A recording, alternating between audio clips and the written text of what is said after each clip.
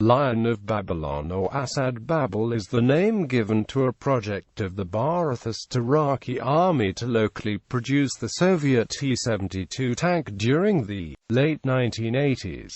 The tanks were to be assembled at a factory near Taji, Iraq. This project represented an attempt by Saddam Hussein's regime to locally manufacture tanks, triggered in part by the Western embargo against the sale of military vehicles to Iraq during the Iran-Iraq War. However, it is disputed if any tanks have ever been finished. The Lion of Babylon tank draws its name from the Lion of Babylon, an ancient Babylonian symbol representing ruling power. The name is sometimes incorrectly used to refer to T-72s in Iraqi service, which were imported from the Soviet Union and Poland. Production history. In 1986, a West German company built a factory in Taji to manufacture steel for several military uses. It was enlisted to retrofit and rebuild tanks already on duty in the Iraqi army, such as T-54, 55s, T-62s, and several hundred of Soviet and Polish T-72s imported during early stages of the war with Iran. In the late 1980s, plans were made to produce new T-72M1 tanks in Taji. These tanks were to be assembled from knockdown kits delivered by the Polish state-owned company Bumar-Lebedi. The assembly was to start in 1989 and the tanks would receive the name Assad Babel. According to Polish officials, not a single T-72M1 was finished, even though in 1988 a T-72M was displayed on an Iraqi arms show, which was claimed to be locally produced. The local assembly of the T-72 started in Taji in early 1989 as suggested by Iraqi officials. A number of Iraqi officials such as Lt. General Imar Rashid, however, did not like the idea of being dependent on knockdown kits supplied by another country and pushed for the complete production of the T-72M1 tank instead. In 1991, the Taji plant was destroyed by an airstrike while being upgraded by Bumar-Lebedi. The United Nations imposed an arms embargo following the Iraqi invasion of Kuwait in August 1990, which reduced the complete assembly of tanks to simple spare parts for Lions and other tanks in the Iraqi arsenal. It is not known how many Lion tanks were completed during the span between early 1989 and this embargo. Specifications. In most aspects, the Lion of Babylon is physically identical to the T-72M1 it is based on. Lion of Babylon T-72s were upgraded with the addition of laminated armor on the front slope and rear panels as protection against heat projectiles. American military intelligence believed some were equipped with Belgian-made thermal sights. These same sources claimed the tank was also provided with a better track protection against sand and mud than the Soviet T-72, by reducing the original number of shock absorbers.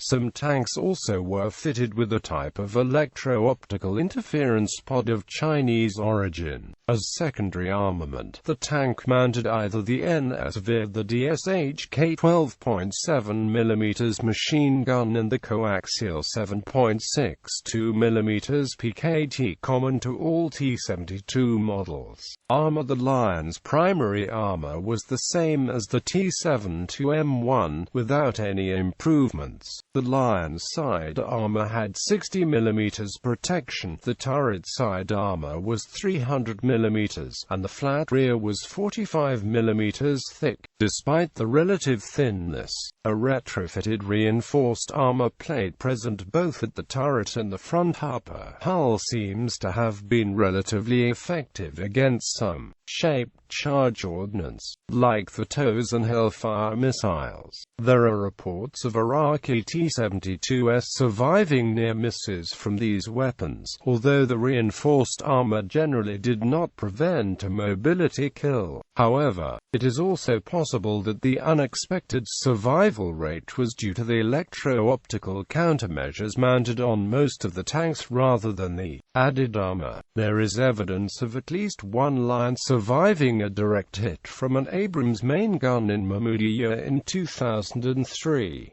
A 120mm heat round from an Abrams impacted on the front of an Assad Babel turret at point-blank range without producing a catastrophic kill. Some Lion tanks may have featured explosive reactive armor, possibly obtained from Polish T-72M1 spare parts. Another improvised armor upgrade may have also been added at the Taji complex. An additional 30mm armor plate was welded on the front areas of the hull and turret, leaving an air gap matching the size of the armor, so that the power of a heat jet could be dissipated in the hollow space. This technique follows the principle of spaced armor. The Iraqi engineers tested this reinforcement against captured Iranian 120mm Chieftain tank guns in 1989, apparently with some success. Combat performance. The Line of Babylon saw service in the 1991 Persian Gulf War as well as the 2003 invasion of Iraq. Like other tanks in the Iraqi infantry, Lions were mainly employed as armored self-propelled artillery, rather than in maneuver warfare roles. In operations, it fared poorly against American main battle tanks and armored fighting vehicles. For example, a 120mm depleted uranium APF-SDS round from an M1 Abrams could knock out a Line of Babylon tank well beyond 3,000 meters, while the effective range of the tungsten core 125mm shell used by Iraq was 1,800 meters. Within closer ranges, the Line of Babylon was more effective, especially while within prepared positions. However, even in such conditions, the Line of Babylon did not fare well against M1s, as proven in the Battle of Norfolk during Desert Storm. Although the tank also participated in the Battle of Phase Line Bullet, where Bradley's IFVs from the 4th Squadron of the 7th Cavalry Regiment were driven back by dug-in Iraqi armored vehicles at heavy cost. Persian Gulf War. The bulk of Iraqi armored units were equipped with the Type 69 and only Republican Guard divisions were equipped with Iraqi modified T-72s, with exception of the regular Army's armored Saladin division. Thus, engagements between Lions of Babylon and American tanks were limited to conflicts involving such Iraqi units. During Desert Storm, T-72s built in Taji were technologically 20 years out of date. Only one M1 Abrams was officially documented during the Persian Gulf War as having received enough damage to be towed and receive maintenance after being struck 3 times on the turret by a Lion. Another 6 M1A1s were allegedly hit by Iraqi T-72 tank fire in the Gulf War official report, but the impacts were largely ineffectual. According to Atkinson and Scales, Lions accounted for at least 2 M2 Bradley kills during Desert Storm and left several damaged, all on February 26, 1991. 2003 Iraq War. During the 2003 invasion of Iraq, the Republican Guards Lions, most from the Medina Division, were deployed around Baghdad to attempt a last-ditch defense of the Ba'ath regime.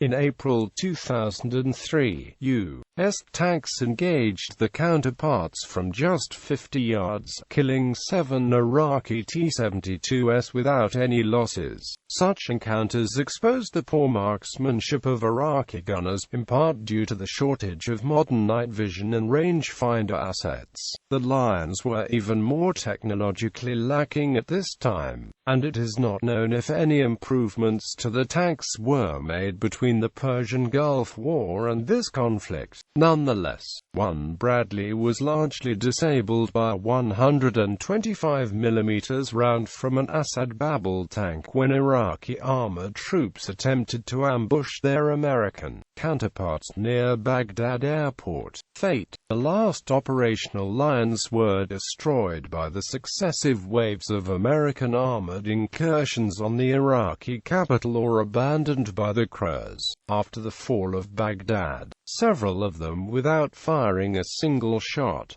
The derelict tanks were later scrapped by U.S. Army disposal teams or shipped to the United States for target practice. 2 years after the fall of Saddam Hussein, the new Iraqi government acquired dozens of refitted T-72M1s from Hungary, in order to equip an armored brigade. The headquarters of this new Iraqi army unit is located in Taji, so there may still remain some maintenance facilities from the production of Lions. Some surviving T-72s are used for training, and the experience of Iraqi army officers and crews with the Lion was one of the reasons behind the choice Hungarian T-72M1s.